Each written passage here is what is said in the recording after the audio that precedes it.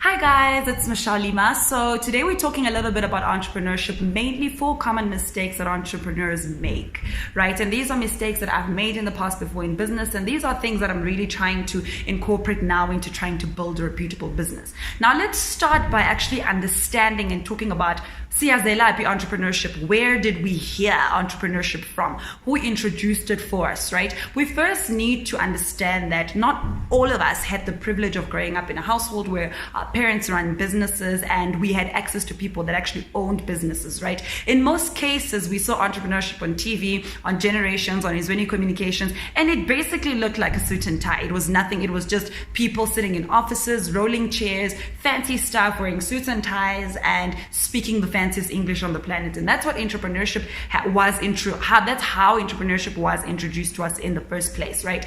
Now entrepreneurship has become a trend for the most amazing reasons and sometimes the most unknown reasons on the planet, right? And now we're trying to say it is amazing that a lot of people want to start businesses, but how do we actually start businesses the right way? So I'm just going to share with you guys 4 things to avoid and 4 things to really think about, which I'm going to call mistakes that entrepreneurs have made and entrepreneurs continue to make in this modern day and age. Number 1, our intentions are wrong, all right?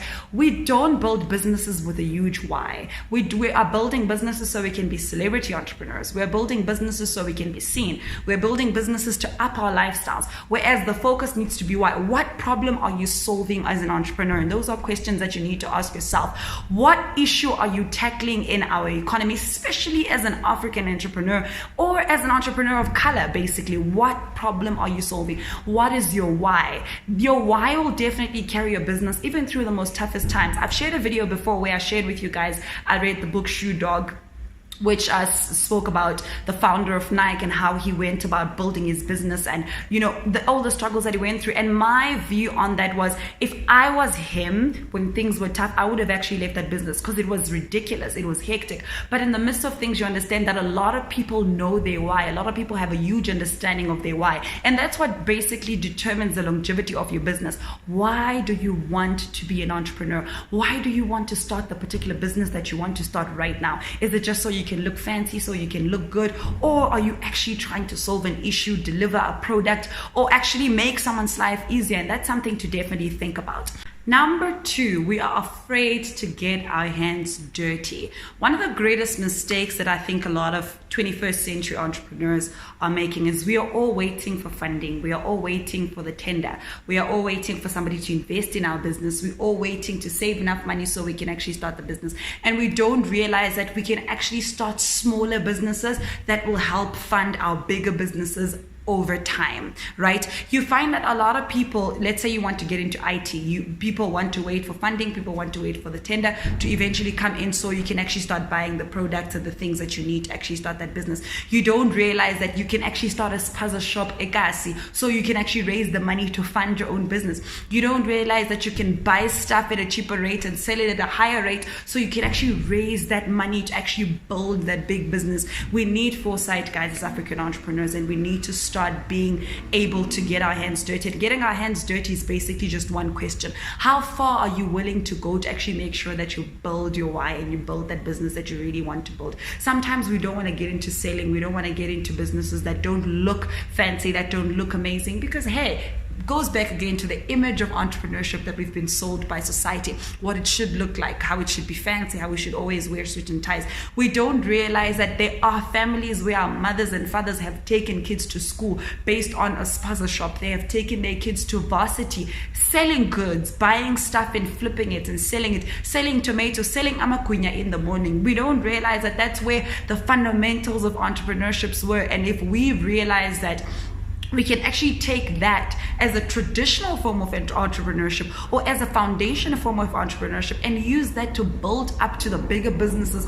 and the bigger corporate companies that we want to build. We all have to start somewhere at some point. You realize that not the biggest companies did not start by going big, did not start by providing all the services that they provide now. They started small and they were willing to get their hands dirty. They were willing to actually make sure that they do whatever it is that they can because there's a longevity plan, because they know they've got foresight of where they need to get in. You realize that sometimes people are selling in the street, not because it's not working out for them. That is actually feeding their families. And you can actually do that too if you need finances to actually bring up your business, if you need money to actually get it a lot more further. I remember when I was in high school, when I started a small business with a friend where we were actually plating people hair. We started a small salon. And what happened is we had this idea of having this big salon, ekasi, and making sure that, it looks fancy and whatever the case is. But we didn't have the resources. So what we did is we actually started knocking at people door to door, doing their hair, doing their plating their children's hair, because at that time, that's what looked like was necessary. That's what looked like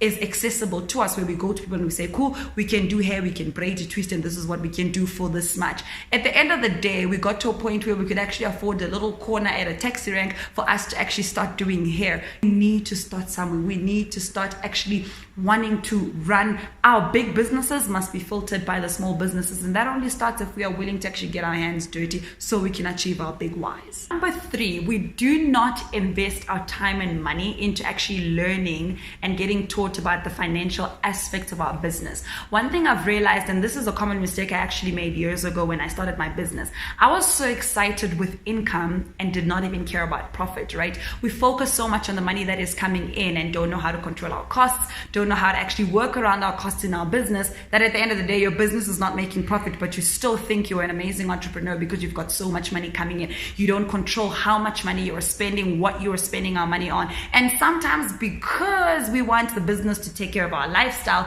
it is really a thing that we don't actually try to get into the financial aspects of it. We don't actually sit down with a bookkeeper and accountant and say, how can I make sure that my business is profitable? How can I make sure that my business is actually making money? Because for me personally, the idea is, if you're going to build a business, right? If you're going to build a business on a why, right? And you're going to employ people and you want to do greater things for your community, it needs to have a greater purpose than just money coming in. What are you doing with the money that is coming out? And as African entrepreneurs, we need to start investing in that knowledge. We need to start investing in those courses, in those books that teach us about financial literacy, guys, on our personal level, on our professional level, and also in business, so we can actually build reputable businesses that actually last a lifetime. Number 4, we do not implement longevity plans for our business.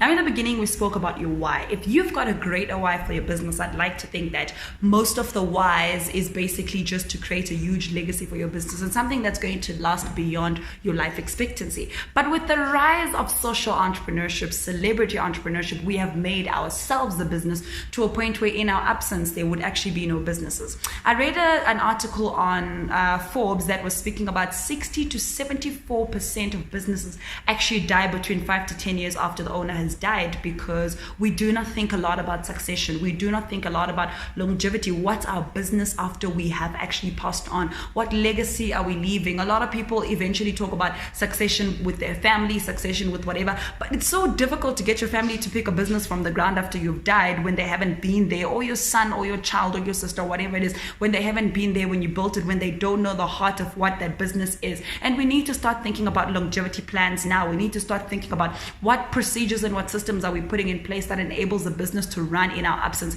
Personally, I don't want to build a business that only requires me to be there so it can run, because God forbid if anything happens to me, I die, I get sick, I need to go on vacation. Do I really need to worry about my business functioning or not? What are you doing right now? Especially as you are beginning, you need to start thinking about those things. You need to start having those plans in place and saying, this is where my business wants, this is where I want my business to go, and this is how I would like it to be, because that actually helps you should you want to venture into something else. You don't have to kill this in order for things to actually still run for you.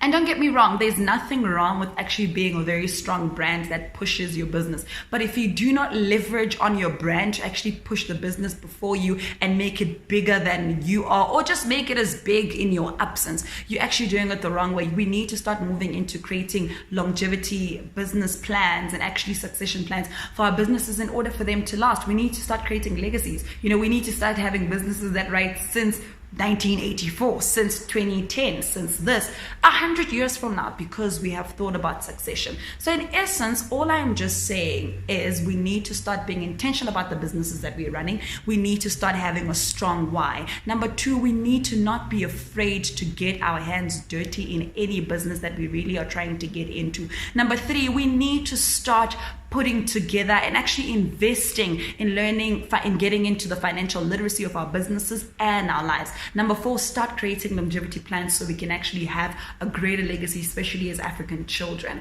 And with that said, I'll see you guys next time.